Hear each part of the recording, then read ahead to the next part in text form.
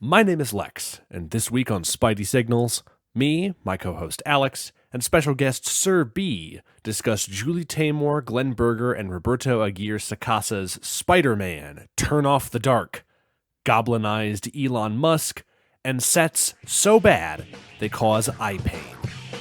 Get ready to bounce off the walls, because it's time for Spidey Signals.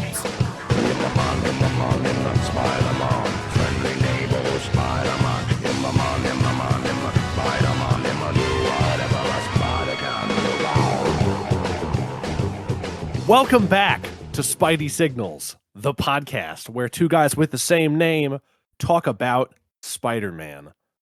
I'm Lex. And I'm Alex. Last week, we had a very riveting discussion about Back in Black and One More Day, which, you know, it's vaguely disappointing when it's just like, oh yeah, you know, the critical consensus was correct, but yeah, that's the way it crumbled this time. Mm-hmm. It was a fun blend of edge and I guess I can't even say it's a fun blend. It's like getting a lobotomy, but getting like a cool movie to watch beforehand. I don't know. Yeah, it's like getting a lollipop to suck on, and then you get your brains blown out with a 12 gauge. Spider-Man, yay! Spider-Man, and the pain only continues. This week, you know, last week we talked about One More Day, which is I would argue the most famed Spider-Man flop amongst the comics. But we're also today we're going to be talking about something almost even more notorious because, you know, it had a far wider spread. This week we're talking about Spider-Man Turn Off the Dark, the hit Broadway musical. Hit as in there were a lot of physical injuries.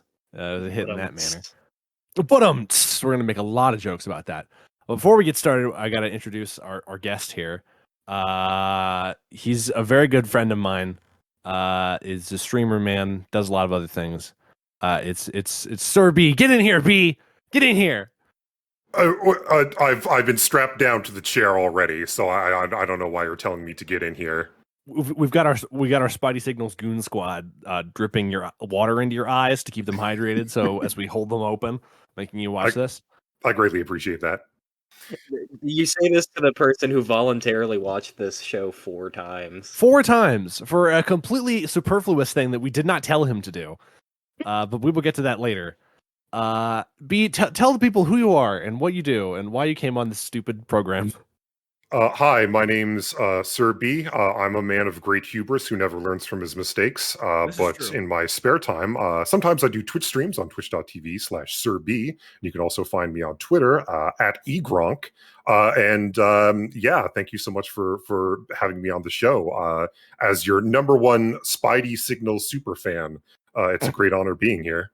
You did. You're the first person to send us an email. That's correct. Mm-hmm. We do appreciate it. And we got B on the show primarily just because I'm friends with B, and I was like, hey, you should come on my program. I don't remember why we were talking about. I think I was in a call with you and somebody else, and we were talking about we were talking about Turn Off the Dark for some reason, and we're like, hey, you want to be on the podcast when we do a Turn Off the Dark episode? And that's how that happened. Yeah. But you know, I'd say you're not as terribly interested in this stuff as we are. I'd say you're a casual as a one term for it. Well, here's the thing. It's funny you mentioned that because I am a casual fan of Spider-Man. But I do like theater, so I'm sort of on the other end of the whatever you would call the nightmare ride we're on. Yeah, exactly. Yeah. So when you had mentioned that you wanted to do something about like Turn Off the Dark, I had to jump in. I had to be a part of it. Now I know that you have you've talked about it on your stream, but we haven't revealed what it is yet. Mm-hmm. But we'll be talking about B's special surprise after we get through the plot and the fun facts for this episode. And then you can walk us through the thing that you have created entirely of your own volition. Because I haven't read any of it. It's going to be interesting. But today, as we said earlier, we are talking about Spider-Man Turn Off the Dark, This is a Broadway musical. It took a very long time to develop it, but the preview period began on November 28th, 2010. And then, it took a very long time. I think, if I remember correctly, it might be a fun fact later on. This had the longest preview period in Broadway musical history. Ended up opening on June 14th, 2011. And there were specifically two different versions of this show. The preview period had an entirely different storyline.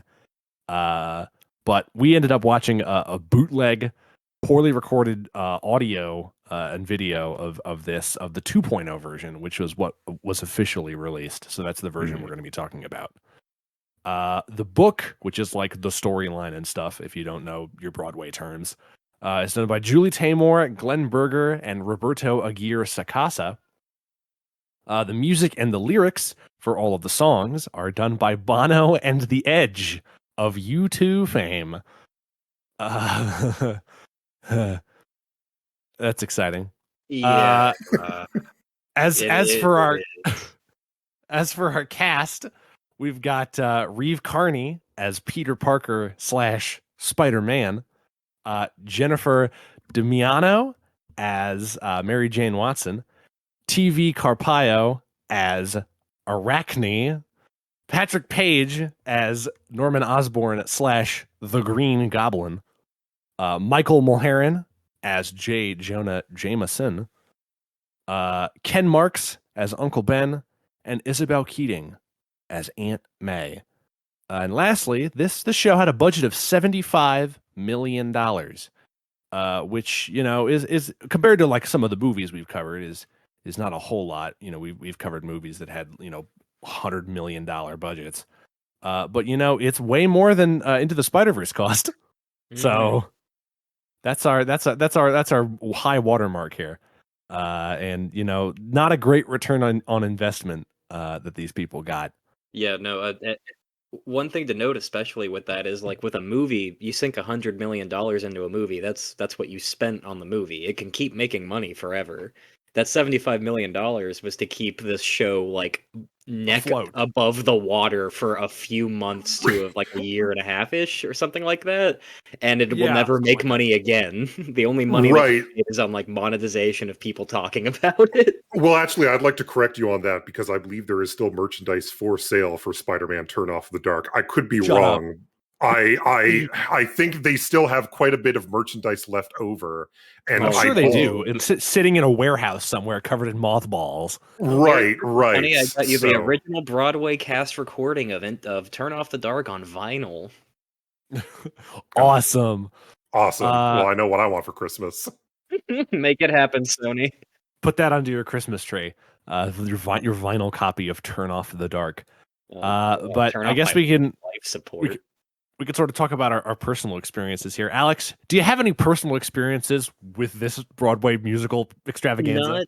Not in the general broadest sense. I never watched it until this podcast, as I was about 15 when this was like when it broke and it was big. And I remember I like I've said before, I exist in that weird, like, I'm not quite Gen Z and I'm not quite a millennial either. I watched a lot of G4 growing up, which was not meant for kids about my age. It was for older kids, I guess. And one thing I remember seeing all the fucking time on G4, all the time, was Kevin Pereira and talking about Turn Off the Dark has been delayed again on Attack of the Show. And I was like, God damn, are they ever going to make this is this ever going to come out? And I remember that being the case for multiple years right up until 2011 when it came out. And I was like, oh, well, there you go. And I never thought about it again outside of seeing like the reviews for it. So no, my personal experiences are extremely limited outside of just experiencing firsthand the incredibly negative press that it got in nerd circles. B, do you have any personal experiences with this show? So I used to be, and I'm going to be putting myself on blast here. I used to be not a theater kid. But I did take theater in high school. How embarrassing. Yeah, it's a great shame. I also took theater in high school, but I'm not a theater kid. I took speech and debate, which is vaguely related to I hung out with a lot of theater kids in high school. It's speech and debate is theater kids, but for conservatives. Yeah. I had to take that class, but you know. So like I used to really like the theater. I used to really like musicals. I remember going to see the Green Day musical with Erin, my wife. And then here in Ontario, my wife, here in Ontario, we have a town called Stratford, which emulates a lot of the same things of Stratford in England. It has its own world theater. It's fairly famously known here in Ontario as being the theater town. And we used to take a lot of field trips there, and my great uncle was actually a wig maker for that theater. So growing up, used to really like theater, used to really like musicals, up until the point where I watched the Into the Woods movie, which sucked so bad I never wanted to see another musical ever again. But like I never really experienced anything about Spider-Man Turn Off the Dark up until I agreed to be on this podcast. So my sort of turn off the dark world was very limited until I agreed to do this. I'm in a lot of I'm in sort of a combination of the two of you. I had also heard about this for a very long time when it first came out. I remember reading a lot and hearing a lot, like on TV, people would make jokes about how there's this Spider-Man musical that is terrible and people keep getting fucking injured on it. And it was a known disaster, but I had never seen it. I had seen some images of it. There's a YouTube sort of documentary dissecting what happened here that I haven't seen in a long time. I meant to watch it before I recorded this episode, but I was very busy this week, so I didn't do that. But you know, in more recent years, the only musical that I'm not really not really a big theater guy. But the only like Broadway musical that I've ever thought was good and interested me enough that I like enjoyed it and like downloaded the soundtrack was Hadestown. That's a really good show. And as it turns out, both Reeve Carney and Patrick Page are in Hadestown in essentially like the same sort of protagonist antagonist roles. So I'm like, oh, what the fuck? I haven't seen Hadestown myself, and I don't know that I will. I'm also not terribly a musical guy, but this is one of those situations where I can't hold the show against the actors. Reeve Carney's probably a fine man. Yeah, I know it's just really funny because we'll talk about this as we get. I have a note about it as we get into the show, but Reeve Carney has sort of a sort of willowy, almost Kermit the Frog type voice. Not to harp on the guy because I really like him in Hadestown, and that works in Hadestown because in that show that he plays Orpheus, and he's sort of like this sensitive artiste boy.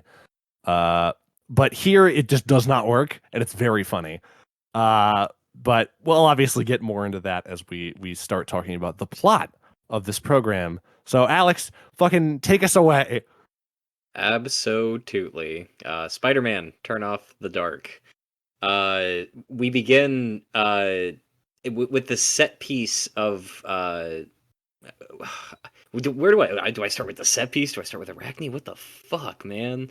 Okay, so we're shown Midtown High School in Queens, New York. You know, the set piece, and it's like a weird isometric like view of the set. And one thing to note, just about all the sets in this movie, is that they're like glaringly, headache-inducingly comic book on purpose, if that makes sense. Everything has black, like, action lines on it, and it's shaded like a comic book. And the desks that these grown, adult students are standing at are like at a weird 3/4 angle that are just the whole thing it's like you're watching a Spider-Man nightmare. But something I did really actually like about some of the set pieces is the way they sort of opened up like a pop-up book. They were very, to me, like very headache inducing because they sort of had different styles, like set to set. Some were very comic book like, some were very like realistic and were using real props. But the ones that were comic book like that sort of had these dynamic, like they would expand, they would open up, they would change shape. I actually kind of liked that. And I did like how the high school sort of like folded open and then all the students' desks would pop up and then the play stage actors would sit at their desks. There are sets that work in this. There are sets, and I have to admit that some of the production design is cool, but the problem that I have with it is most of it is incredibly fucking ugly. All of the costumes, the sets, everything in this show is ugly as fuck. And Julie Taymor, who's one of the director and one of the main writers of the story, her big claim to fame is she did The Lion King on Broadway, and that was a very sort of abstracted, very stylized sort of show, and that very successful too, and very successful. And that I saw that instead of going to 5th grade field day. Let's fucking go. And that would work on paper of like, oh, this person made this sort of heavily stylized type thing. Let's get her on for this Spider-Man project. But her artistic sort of vision for Spider-Man is just to make everybody look really fucking ugly. We will get that when we get to the Green Goblin villain it's super song. Bagley, yeah. It is. We talked in the last episode about the phenomenon of Bagley face. Everyone in this show has Bagley face. It's all Bagley face all the time. Yeah, I wish you could say the same for the suit, but the suit is some weird hybrid of like. We'll talk about the suit. We'll talk about it. But that's not to say. Here we are in high school. Peter Parker, is giving a book report. Not so much about a book, but about like the goddess Arachne, the myth of Arachne, of Greek myth. Yeah, which is a brief song in and of itself. But Peter gives a book report about the story of how Arachne was weaving and like was blasphemous against Athena and was cursed to be a spider, the first spider. She became the first spider. And Arachne descends in an interesting costume. Arachne is a character who she was a completely different character in the first iteration of this, and I'll save that trivia for there, but like in this version she's very much just like a plot device, like a narrator to sing and tell you what's happening. But she only appears like maybe 3 times the entire musical and doesn't really narrate what is actually going on. She just sort of talks at the audience, or sings at the audience, I should say, about how she is reacting to everything, and then once talks to Peter directly. It's weird. Oh, God. You can tell that in this 2.0 version that she had a much larger role that they chopped down, because she sings "Turn Off the Dark," the song that gives the show its title. And when we get to that song, we will realize that number one, the song basically means nothing, and number two, the title basically means nothing. What the fuck does "Turn Off the Dark" mean? It doesn't mean sounds anything. Cool. Bono came up with it, and someone said, "That's it."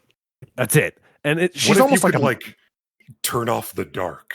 Wow, she's almost like a Madam Web type figure in like those shittier Spider-Man stories where he's like a spider totem or whatever, and it's like there's a whole implication that it was his destiny to become Spider-Man, which, as we've discussed before in this podcast, sucks and is terrible and is antithetical to what the character is about.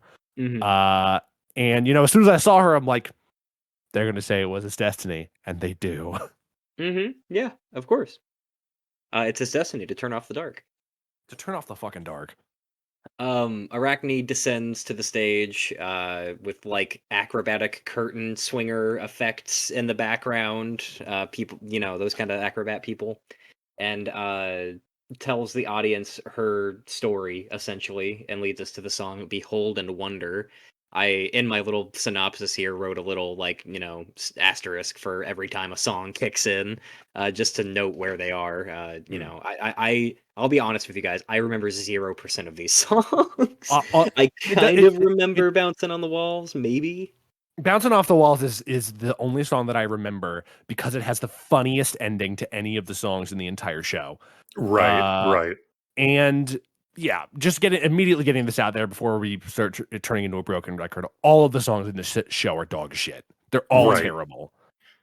I can't remember any of them. They're all bad. And like immediately opening up with the Greek god thing, it's like, what the fuck does this have to do with Spider-Man?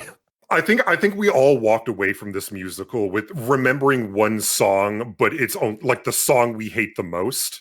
not like the most memorable song from the musical. Me personally, it was Bullying by Numbers. Oh, Bullying by Numbers is bad. No, I forgot about it. I was going to read about it in a minute anyway, but so I can't hold that against you. Okay, so it's there's two songs I remember. It's Bouncing Off the Walls, and it's also A Freak Like Me. That song.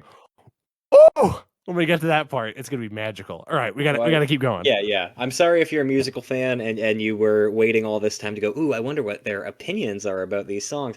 All of them suck, and I'm gonna say when they happen, and that's about all we're gonna say about them. If you're a big turn off the dark head, if you're a big turn off the dark stan, you probably shouldn't listen to the rest of this. If people want this badly enough, I'll make my own LP of all the songs and turn off the dark for everyone. If you send us on PayPal, spideysignalspodcast@gmail.com, if you send us $10,000, we will make that for you. Limited time offer. I talked about the Athena thing, challenged Arachne to a weaving contest, during which she created blasphemous images of Athena, and her loom and work were destroyed. So Arachne hanged herself, and there's a neat little effect where like she descends, and I have to imagine that's like a fucking very loose silk ribbon she's wrapped around her neck during like the simulated hanging. There's a lot of really technical stuff. Obviously, there's lots of web swinging and stuff that they had to like completely invent for this show. But there's a lot of really good technical stuff that I like to say, even if most of it like doesn't work. Right. As many injuries that were as attached to the show as it were, I'm glad none had anything to do with that scene. Yeah. Again, Athena took pity on Arachne and transformed her into the world's first spider. And now Arachne is cursed to wander the universe and weave her web for all eternity. Now, my synopsis for this section was Arachne posts cringe on the tapestry of the gods and gets turned into a spider. I don't know if that's... Okay, good. Mm-hmm. It's like on 4chan where it says user was permanently banned for this post. User was turned into a spider for this post. So Peter gives his report, and after he's given it, he does a Peter Parker thing, and he's like, "Oh, I wonder what the science of turning." That was years ago, so I'm gonna disagree with you on that. It's close. It's close. Worse, but this MJ it's close. Sucks. Raimi MJ is bad. But this might be even worse because she essentially exists only to like suck Peter's dick. That's like what she exists for. She loves Peter and she hangs out with Flash sometimes. She's a vacuous nothing of a character. Mm-hmm. More than ever. I'm pulling this a bit early from my notes. I apologize, but at some point, MJ calls Parker a science stud. Yeah. Oh my god! You know, Peter Parker, the science stud. The science stud, and she's like, "Oh, you think Spider-Man is cute under his mask?" So class has ended. MJ has complimented Peter's presentation, and they allude to this briefly that Flash Thompson is his ex-best friend, which is, a thing in every timeline or so. Thing that never comes up again. Yeah, old Eugene. And Flash and his goons, his merry men, start tormenting Peter with the song Bullying by Numbers that I don't want to talk about any more than we already have because I hate it. It is a song that exists only to pad the runtime. Most of the songs are. Minor addendum. The reason why they bully Peter, not just because this is the most pathetic version of Peter Parker ever conceived by man, but he also goads the teacher into giving the entire class more homework. Yes. Yeah. Oh, I almost forgot, Oh, thank you, Peter, for reminding me we all had homework. And yeah. So now we're going to throw you around acrobatically over our shoulders and carry you and throw your backpack over you and play monkey in the middle with it. They sing and they dance around him and they act like idiots for a while. And from there, MJ and him kind of do a little meet cute thing, even though they know each other and he clearly already has a crush on her. And it kind of goes to a split, MJ's abusive father is screaming and smashing bottles off screen. And again, another thing that never gets picked up on. They don't pick up on that. at all. No, it's there to set up a song, and that's it. And so they kind of do a little like dual focus split on like, oh wow, MJ has this abusive home life, and Peter gets all the shit kicked out of him all the time by bullies. So they do a little duet about it called "No More," that they sing after parting ways on their walk home from school. Basically cementing that these are the two most pathetic people in existence. Mm-hmm. Yeah, Peter, MJ is somehow popular and like has a bunch of friends she can reliably talk to, and has never told anybody ever, "Hey, my dad waits for me to come home from school," screeching, "Where is she?" and throwing bottles at the wall. Maybe I should tell somebody that. How do you know that name? Would you say that name, Martha? I can't. Not again. I don't have the strength. I can't do it. I can't. Peter, meanwhile, has been living with his Uncle Ben and Aunt May. Don't know if you guys are familiar with them. Ever since his parents, Mary and Richard Parker, died. Dick Parker? The return of Dick Parker? Oh my god. And his fiery plane crash. Good old Dick Parks. They remind us when he was too busy posting to focus on his wife. Yeah, he was. My wife's dead. I got to post #Boone style. Posting on his Sony Vaio laptop. Got to retweet one more drill tweet. Uncle Ben and Aunt May are grilling Peter over his fight wounds, and Ben Parker makes it I hate this Uncle Ben. He makes it a point to like say like 5 times, "You're smarter than them, Peter. You're smarter than them. Have I reminded you? You're smarter than them." And it's like a caricature of Uncle Ben. It's like not Uncle Ben as a real character. It's like that version of Uncle Ben that I hate, where he's like Ghost Man in the sky who like nods approvingly at everything Peter does. It's like absolutely. Uncle Ben was crucified for our sins. Exactly. He died for your sins. And this is like we see how whiny Peter Parker is, because all he does is just like complain. He's so whiny in the show. He's so bad in the show. And he gets like upset at his aunt and uncle for like being concerned about his well-being, and then he basically says the equivalent of, "I wish I could kill them all." It's awful. It's terrible. I could totally see somebody doing a version of Peter before he gets his powers, where he's like a little angrier at the world, like where he could have feasibly been like a supervillain if it hadn't like Amazing been for One. that sort of like Amazing One. Except Amazing One did it shit because it's Amazing One. But here it's really bad. And we obviously we talked about Andrew Peter being shit, and like Toby Peter, who's like a big goober. But I could take Goober Peter is fun. I like Goober Peter. Goober Peter screams. He's not the ideal Peter, but he's fun Goober Peter. This guy is like, I want to fucking kill them all. Kill them all, Peter. Growing up, I knew like troubled youth kids who were like raised by their grandparents, and that's what this reminds me of, is some of those kids and like the tantrums they would throw. And it's like, dude, oh my god, that's your fucking aunt. Don't sit there on the arm of the couch. You go and stomp your feet on the floor. Calm down. Actually, I'd like to correct myself. This is brilliant, because who's going to see this? Who's going to see this musical? Theater kids. It's a mirror reflecting back at them. This is you. This is you. All you need to do is get Spider-Man powers, and then you'll be popular at school. You'll be bit by a comically large spider that comes down from the ceiling. So in case I didn't say it enough, Uncle Ben keeps saying, "You're smart, Peter. Hey, don't fucking freak out, kid. You're smart." But Peter's like, "Yeah, that doesn't really help me. I'm gonna freak out." A few musical days pass, and Peter and his classmates go on a field trip to the genetics laboratory of scientist and raving lunatic Norman Osborn. Norman Osborn, once again, the best character in the show. Yes. Yeah. God bless Patrick Page for trying to ham it up in this show. He's great. I like this set a lot. It's probably my favorite set. It's one of the only ones that works, I think. It's one of the only positives I can give the show, is that I buy it as a goofy sci-fi lab, because it's very open, and I like the dumb little bridge effect that's done occasionally. I like the funny little hamster ball that he gets in when he turns into the Green Goblin.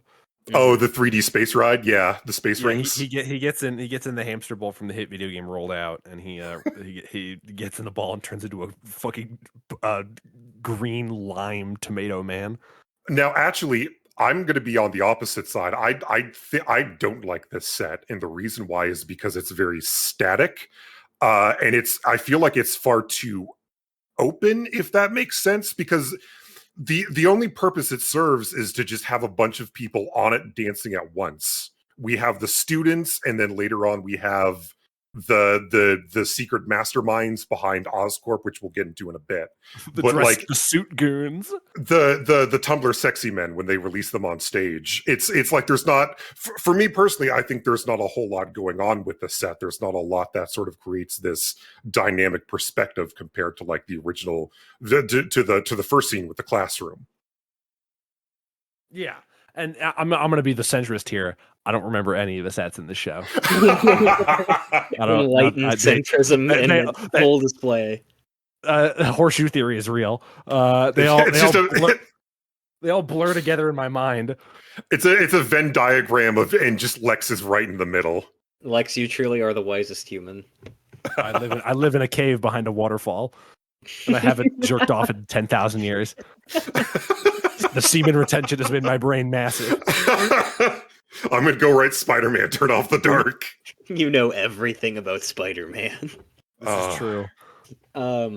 Emily and Norman Osborn explain that they're hoping to accomplish some great stuff with genetic research in their song DIY World. Specifically, Norman Osborn wants to solve climate change by giving everyone giant infrared eyes so they can see in the dark. He suffers from Kurt Connors syndrome in this. Yeah, he suffers from Amazing Spider-Man 1 Kurt Connors, where he's like, I know what the solution, instead of trying to like reverse the effects of greenhouse gases, he's like, let's give everybody gills when the oceans rise. But wouldn't it be a lot cooler if we could breathe poison and we had big scales? And he's like going nuts with like a furry like dragon commission at this point. It'd be crazy if we had like rainbow horns and we could fly. He's he's like if an 8-year-old had like a PhD. Well, no, he's Elon Musk. He is Elon Musk. He's Elon Musk. He's not trying to solve the problem of climate change. He's trying to get a bunch of funding from some shady people so that he could build his underground supercars that catch on fire and explode, and everyone dies inside. Trying to turn Grimes into a cat girl. That's right. His true goal. So, honestly, that's the biggest reason that Elon Musk sucks, is because with all this money, not once has he tried to make a goblin glider. You know, in the newer Spider-Man movies, that they've reframed J. Jonah Jameson as sort of an Alex Jones type figure. Since they're bringing back Willem Dafoe Green Goblin, they can't do this. But wouldn't it have been fucking hilarious if they tried to if they did a sort of a version of Norman Osborn where he is like an Elon Musk type figure? That'd be really funny. Yeah. My goblin powered cars are completely safe. I know.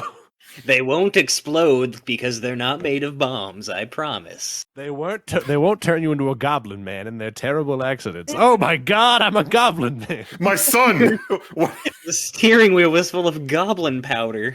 Yeah, his name's not Harry Osborn. It's Speaking of which, I mentioned this at the end of this paragraph I'm talking about. Harry free timeline. Free timeline. They openly lament that they never had a child in this, and it's just like, okay, fuck Harry, you know. This is like the butterfly effect. This is what happens to the universe if Harry Osborn isn't born. He's like the linchpin to the entire universe. Everyone starts singing. It is essential that Dane DeHaan be born. It's like fucking Terminator, but instead of trying to stop someone from being born, I'm trying to make Norman and Emily fuck so that they can give birth to Harry and like continue the right path of the universe. Creeping into Norman Osborn's penthouse to poke holes in every condom in his bedside. Yeah, I go down into his cum dungeon from Spectacular that he has in his penthouse. I gotta make sure James Franco's born. I gotta get this done before he turns into the Green Goblin. The couple also bicker about Norman's grand ambitions and the funding issues that they are impendingly facing, as Norman Osborn is always facing funding issues. as well as the ethics of the contracts that he is developing. This is also some more where they exposit about, oh, you're making weird mutant mercenary people, and he's like, don't worry about it. That's it's fine. Just perhaps chill. You're kind of freaking out. Yeah, but wouldn't it be cool if we had like armored insect legs? Think about that for a second. Wouldn't it be cool if I had like a T-Rex cock? Wouldn't that be awesome? Wouldn't it be really cool if I could fly around like a shitty Buzz Lightyear on a wire? I think that would be awesome. Peter and Norman meet and exchange pleasantries. Very spastic Peter, like, I love you moment. I read everything you ever wrote. Yeah, Goober Peter, but not. I gave you Reddit gold on all of your posts. Goober Peter, but with none of the charm of Goober Peter. You sir win the internet, Peter says. Here, have some Reddit gold. Lay epic Redditor, Peter, no! And then it's funny you mentioned that because then all the high school kids literally start doing like Fortnite dances in the background. Yeah, they start flossing. Peter takes pictures of the lab for the school newspaper, and unfortunately, the Osborns put the whole lab on lockdown because a genetically altered spider has escaped. Oh no. While the students and scientists panic, the spider lowers itself, and admittedly another cool kind of like, everything's gone black. It's a spotlit spider. There's just this big fucking giant Halloween spider on a string. Yeah. A spider the size of like a turkey, like a cooked turkey. Yeah, how the fuck did this thing escape unnoticed?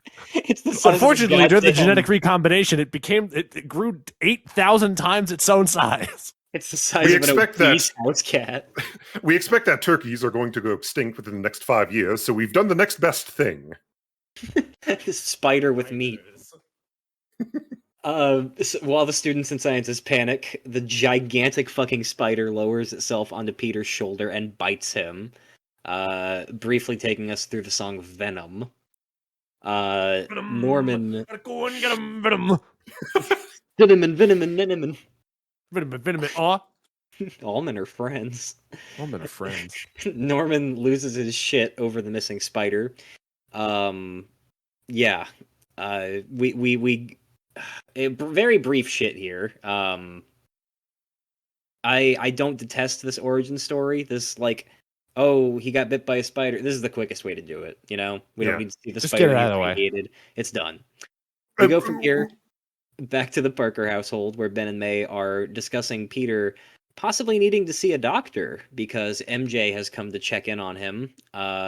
Peter came home and like immediately went to bed because he's Peter No Insurance Parker, and just gets bitten by a giant fucking spider and goes home and is like, well, I'm just gonna lay down and die, I guess. MJ's come to see him, and does she get turned away? I don't remember. I didn't write that down or not. There's some weird thing where like she's talking to Flash Thompson and his friends briefly, and they're like lit up by red light like a virtual Game Boy. It's slipped my brain. Yeah, it doesn't matter. But Peter, up in his room, has become aware that as a result of the spider's bite, he now has powers like a spider-type man, along with a muscular physique, 20/20 vision, and the ability to emit web strings from his wrists. And he just immediately accepts it. Like it's oh, this is fucking awesome. There can possibly be like no downsides to this. Mm-hmm. I'm gonna start doing sick flips and shit in my bedroom. He doesn't get a cancer screening or anything. Yeah, all of Peter's dialogue where he's like, I have the proportional strength of a spider. It's all fucking super clunky and terrible. And you know, we get the song "Bouncing Off the Walls," which is the song that sounds the most like a U2 song. There's like fun wire work here where there's a scene where Peter literally bounces off the walls of the little set and they move around. That's kind of fun. He fucking throws the web out of his hand at the end, like the first part of the song, like confetti. He's like, yeah. Yeah. And there's like stagehands who are like holding up the walls, and as Peter Parker's like bouncing off of them, they're getting shoved back. Like you can visibly see like they're struggling to hold up these prop walls. Yeah, and he beats up a bunch of bullies at school, and he goes in like slow-mo spider sense thing, and the little like the stagehands dressed in all black are like carrying people as they fly in the air. Not only that, but he's also beating up like people who are just playing sports. Like there's just some guy playing baseball and he just like kicks the shit out of him. There's a guy playing. Peter's just going evil. Yeah, he's gone crazy, mad with power, and he needs to be put down right now. Kill him now. All right, honey, I'm gonna go play some baseball. I hope a muscled freak doesn't beat me to death. Jeez, Parker, you are a freak. After beating down his bullies and whoever stands in his way, Peter sees Flash giving MJ a ride in his car because he has one, and that makes him cool. So Peter decides he needs a car to impress MJ. He gives his classic line, "Car equals girlfriend." He says that. He sure does. And nowhere near as good as the little bass lick in Raimi one was and he's looking at the car. Look at the greatest shot of all time, where it's the MJ and then the superimposed picture of a car, and it goes. I have been watching I'm watching all the Spider-Man movies again now that we're like almost out of watching content pre No Way Home, and my other partner hasn't seen all of the Spider-Man movies like to date. So we've just been starting like from Raimi and working our way through, and we just watched Spider-Man 1 the other day, and I like ensured that the room was quiet and everybody was watching when that happened, because I was like, shut up, it's almost time for MJ Car. I need you to understand MJ Car is like peak cinema. I will put a pin in that there to say that this is there's a lot of Raimi influence all over this musical, specifically 1 and 2. I think they sort of like picked the Spark Notes version of the Raimi movies and just tossed them haphazardly into this play or musical. Yeah, this is in that era, post Raimi, pre Amazing. So they have all of the it's just 1 and 2. They don't have any shit from 3, thank God. But it's all very tossed in there. Like they throw in like Spider-Man No More shit, like when there's 30 minutes left in the show, and it's like, where is this going? But they also like go out of their way and pluck things they might not. Whoever wrote this at some point might not have realized, like Bonesaw McGraw is an exclusively Raimi like name. They were just like, it's part of his origin story. Put it in there. And remember, there's still a Greek god in here too, right? You guys don't remember that? Mm-hmm. Yeah, she's there, spidering around when her fucking costume works. We haven't even gotten to fucking the wacky waving inflatable Bonesaw yet. Oh God. Uncle Ben is begged by Peter for the means to purchase a motor car. He sees a convenient ad in the paper and decides to enter a wrestling tournament that will win him the grand prize of $1,000. At which point, Peter calls Uncle Ben a chump as well. Yeah, he rubs Return to the chump. Face. He's like, "You're a fucking chump. You're an idiot. I hate you. I'm gonna buy a car." This is the second week in a row that we've talked about chumps. Mm-hmm. Because we talked about it back in Black. The chump and Uncle Ben. The chump right here. And then he just starts open hand slapping Uncle Ben like he did the fucker. He kills Uncle Ben in this one. It's a great twist. Oh my God. Turn off the dark. I love it. Peter becomes the human spider and defeats champion inflatable big man Bonesaw McGraw. Yeah, so in the show, they do not have a guy playing Bonesaw. What they have in the genius mind of Julie Taymor, a giant inflatable man that looks like Bonesaw that Spider-Man kind of throws around and punches, and it doesn't look like there's like audio piped in of like a wrestling match, but it's very obvious. Like, I guess they're not trying to hide the fact that it's an inflatable guy, but it just no, because they even reference like, the spider guy is throwing him around like a blow up doll. Like they even mentioned that. They're not trying to hide it, but still, just the idea of it is someone so thought it was stupid. Intensely clever when they wrote it is what it is. A lot of this reads as like, oh yeah, this is gonna kill, and then it didn't. Yeah, Julie Taymor is sitting there alone in her Manhattan high-rise like, yes, this is fucking genius. I'm a god. He saw a child earlier that day like playing with an inflatable and was like, Spider-Man. She's like snorting coke off of her Tony Awards. Like, yeah, make him an inflatable guy, yeah! You know what the teens like these days? Balloons. Taymor is ready. He's just clattering away that typewriter. Yes, yes. So Peter collects his grand prize money for defeating Bonesaw, and he stands outside with wads of cash in his hand, in New York of all places. He's standing around. He's singing he's doing a reprise of Bouncing Off the Wall. He's singing the song. He's like, yeah, yeah, yeah, and then immediately gunshot. That's how the song ends. It's the funniest fucking thing in the world. Yeah, I did laugh out loud. Out of nowhere, Uncle Ben gets shot. There's no setup to like, oh, he's right outside the wrestling ring. No, he's just shot. I can't wait to show Uncle Ben I was right. With these powers, I'm gonna be rich. I'm gonna be famous. I'm gonna be famous for being rich. I feel it in my soul. So let's roll, roll, roll, roll, roll. Bouncing off the walls. Bouncing off the walls. And the worst part about it is there's not even like a thing where Peter lets a guy get away or that he could have stopped. You know, the whole point of the origin story, that just doesn't happen. Uncle Ben dying is not his fault. What I like to think it is that when Peter Parker gets his powers, he like has an asshole meter, and when that asshole meter it hits 100, Uncle Ben has to die. In Raimi, his asshole meter hits 100 when he lets the guy go, and that's what drives him over the edge to be Spider-Man. Here, his asshole meter hit 100 when he won a bunch of money and was like, "My uncle is a fucking chump. Look at all this money I won, and I can just do this again for the rest of my life." That was his he just asshole meter explodes, hitting 100. So a gun had to go off and kill Uncle Ben. Yeah, the fucking little pea-sized explosive in his brain exploded. and an amazing one, the thing that made him his asshole meter go to 100 is when he tried to take 2 pennies from the take a penny, leave a penny thing. The worst crime of all.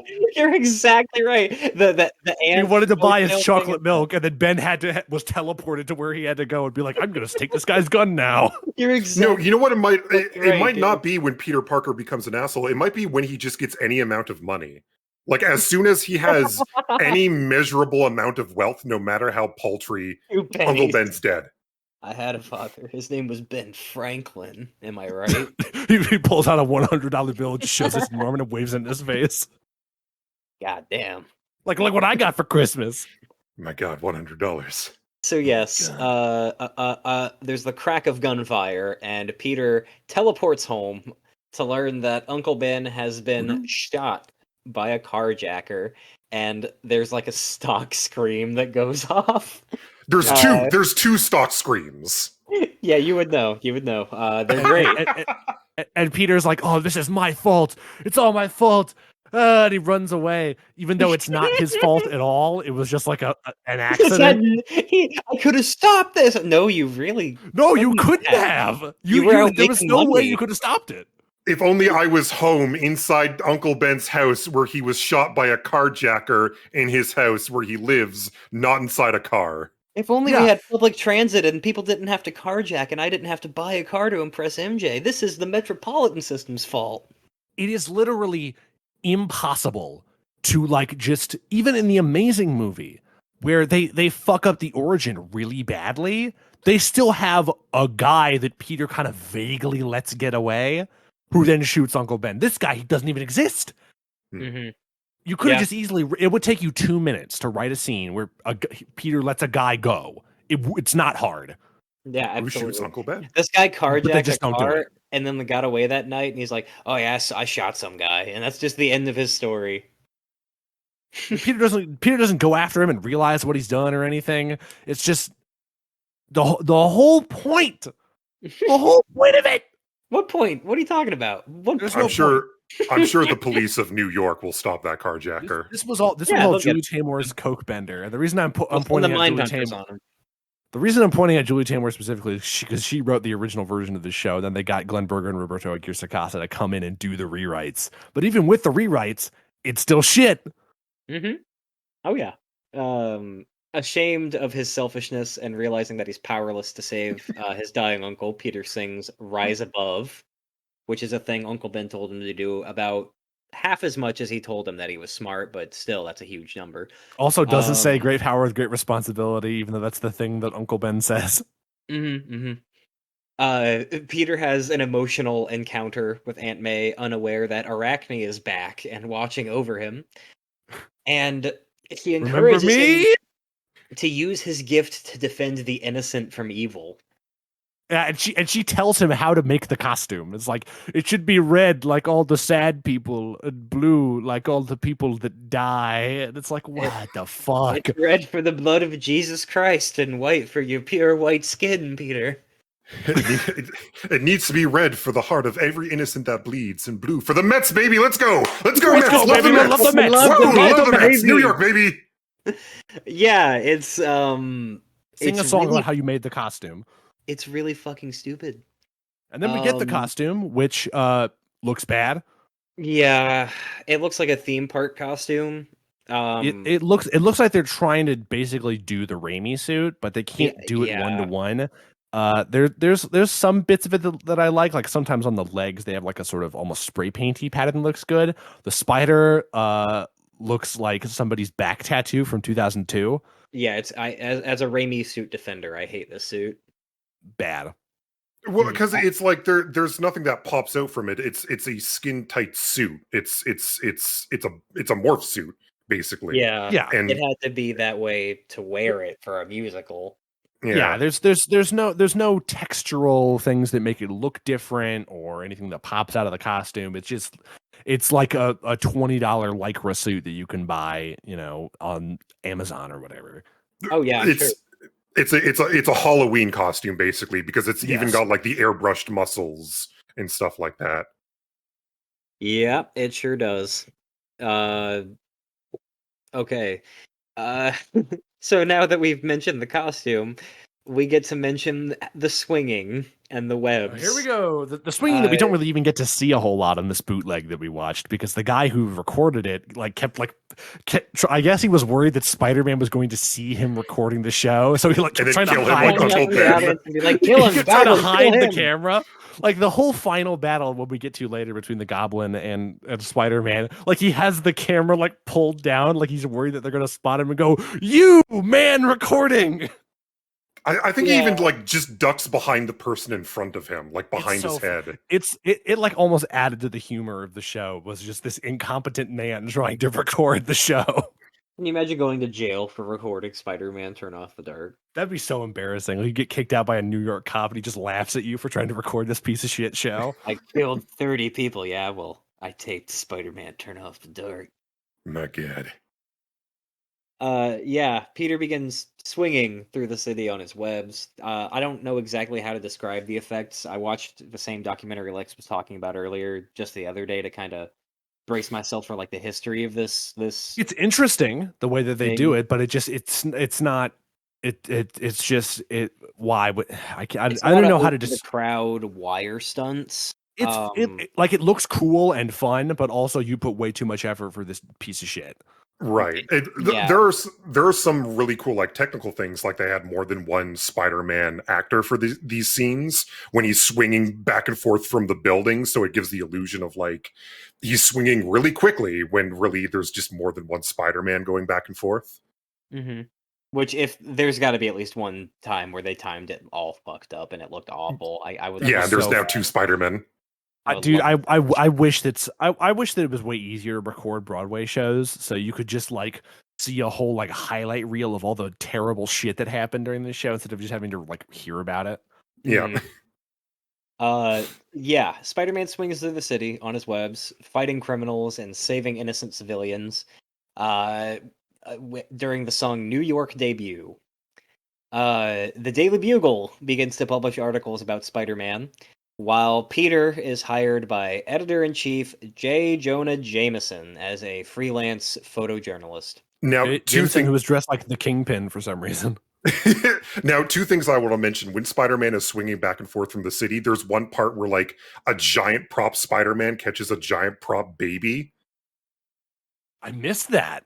I do not remember this either. I'll have to grab the timestamp, but there's like someone cries out, "My baby!" and then like a giant prop Spider-Man bends over from like behind one of the buildings and catches a descending giant prop baby. And I love the design of J. Jonah Jameson because he looks like a cartoon version of the Premier of Ontario, Doug Ford. He does kind of look like Doug Ford, yeah. It's great. I love him. I love the idea of like reviving Ditko for like just an afternoon and taking him to front row seats to have him see the giant Spider-Man save a giant baby. I think he would just so he could die again. He would just pull out like a 45 and shoot himself in the face if he watched just the has show. an immediate hemorrhage in his brain. Like he'd have a stroke. Like he'd be watching that. And like I do think that Jameson is funny. Like Jameson, he has this like lineup of secretaries that just like roll around on chairs. Mm-hmm. I think they're pretty funny, but Indeed, Lex. Meanwhile, after the hiring at the Bugle, Norman Osborn thinks that Spider-Man stole his research because there's a spider missing, and now there's a Spider-Man. The military organization Viper Worldwide. You old cowards don't even smoke crack. Evil Incorporated. I've seen cowards. Who's populated entirely by Tumblr sexy men, just like green suits, fedoras, and they just march right on stage. Yeah, they're all Onceler clones. Yeah. The Viper Worldwide is pressing him to accelerate his project with the song "Pull the Trigger." Norman contemplates his dilemma, and he converses with his wife about it for a while conversely, Peter shares his first romantic moment with MJ around graduation time. With MJ. Where Peter gets the science award. Peter, the science award. Peter. MJ divulges her love for Spider-Man. Also, where we get the worst dialogue I think in the entire show, where she's like, "What if he's like hideous?" And Peter's like, Is this the part where like Aunt May is also there and like very heavily handedly like tells them that they need to get fucking married right goddamn now? Married. It's immediately like the worst dialogue. Babies. We get the song "Picture This" as well at this time. We're just flying these fucking songs. As soon as like I already hated that scene of dialogue, and then as soon as the music kicked in and the song started, I literally wrote in my notes, "No, not a song, please." Not another fucking song already. They just sang one. And then this is the part where MJ calls Parker a science stud. Yes, because he is. But the Spider-Man, it's NBD, of course. It's all NBD to him. Tough Mudder. He's super bendy. He's got a Snapchat. We'll never let it go. Never let it go. I will never let it go. Oh, and like one of the weirdest props I've ever seen in anything. The camera that Parker has. The camera. It's like a forced perspective prop, but it's done so poorly that it looks like it's always pointed straight down at nothing, even when Parker's taking a picture of MJ. It's so weird. It has a little light on it too that lights up. It's so funny. Why not just get a real fucking camera? Get a real camera. You can go to any bodega in New York and just grab a fucking camera for a $5. I just realized that all of the fucking props and sets look like shitty Dr. Seuss drawings. That's what they all look like. Yeah. Like, if you've ever been to the Dr. Seuss world at Islands of Adventure, the second time we've referenced Islands of Adventure, like the fucking Seuss Landing looks better than this shit. My God. Tune into our Seussical podcast next week. Oh my God. Susie Signals. Susie Signals. Oh, I hate it. Thanks. Norman decides to experiment on himself in the giant orb. And in his haste to experiment on himself with everything so tumultuous, an electrical surge results in the death of his wife, Emily, when she touches the orb, because as we know, women can't touch orbs. This is true. Women can't ponder orbs. They can't do it. No. And the funniest thing is, he has that sort of, his whole thing is genetic recombination. And even when we get into his song where he genetically recombines people and turns them into the Sinister Six. He never explains what the fuck he did to it, like what he genetically combined himself with to turn him into the Green Goblin. He just gets in a ball and then turns into he pulled a goblin out. It's like, here, give me this thing. I'm something of a goblin myself.